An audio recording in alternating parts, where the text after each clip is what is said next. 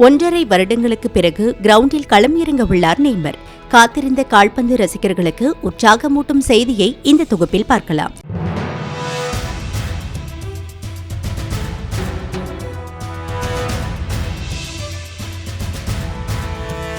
உலகக்கோப்பை கால்பந்து தொடருக்கான தகுதி சுற்று ஆட்டங்கள் கடந்த 2023ஆம் ஆண்டு நடைபெற்றது. அதில் பிரேசில் அணி உருகுவே அணியை எதிர்கொண்ட ஒரு ஆட்டத்தில் முதல் பாதி ஆட்டத்தின் போது பிரேசில் அணியின் பிரபல நட்சத்திர ஆட்டக்காரரான நெய்மர் பலத்த காயமடைந்தார்.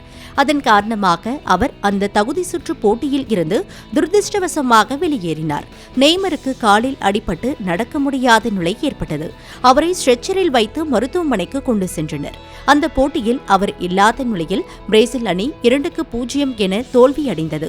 இந்த நிலையில் நெய்மர் காயமடைந்து வெளியேறியது பிரேசில் அணிக்கு மிகவும் பின்னடைவாக பார்க்கப்பட்டது. இதுகுறித்து அப்போது கேப்டன் காசிமிரோ கூறுகையில், அவர் எங்களுக்கு முக்கியமான வீரர், அவர் தொடர்ந்து ஆட வேண்டும் என மிகவும் விரும்புகிறோம். ஆனால் அவர் காயங்களால் மிகவும் அவதிப்பட்டு வருகிறார்.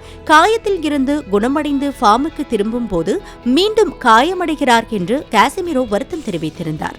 இந்நிலையில் வருகிற 20ஆம் தேதி உலகக்கோப்பை கால்பந்து போட்டிக்கான தகுதி சுற்றில் முன்னாள் சாம்பியன் பிரேசில் அணி கொலம்பியாவையும் 25ஆம் தேதி நடப்பு சாம்பியன் அர்ஜென்டினாவையும் சந்திக்க உள்ளது. இந்த தகுதி சுற்றுக்கான பிரேசில் அணியில் நட்சத்திர வீரர் 33 வயதான நெய்மர் மீண்டும் சேர்க்கப்பட்டுள்ளார்.